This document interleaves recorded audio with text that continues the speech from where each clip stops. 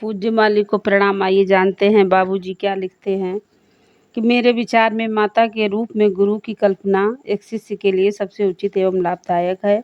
माँ तो प्रेम एवं स्नेह की साक्षात मूर्ति है।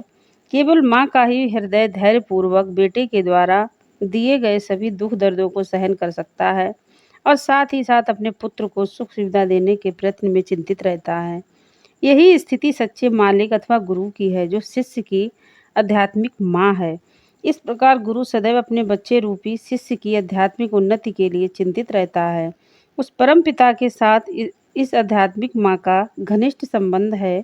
इसीलिए शिष्य जब गुरु से प्रेम का रिश्ता जोड़ लेता है तो परम पिता का ध्यान भी उसी ओर आकर्षित करने में अनायास ही सफल हो जाता है।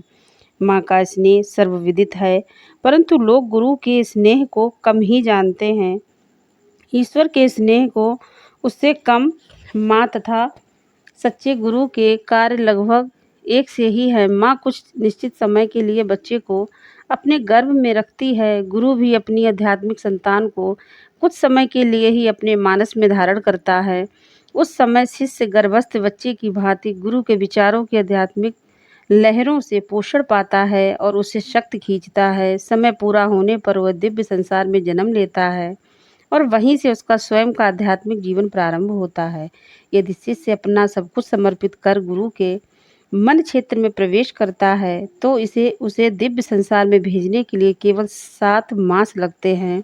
लेकिन सामान्यतः इस प्रक्रिया में काफ़ी समय लग जाता है, क्योंकि शिष्य गुरु के मन क्षेत्र में रहते हुए भी स्वयं अपने विचारों एवं भावनाओं के प्रति सचेत बना रहता है। इस प्रकार हम देखते हैं कि गुरु की स्थिति बिल्कुल माँ के सदृश है।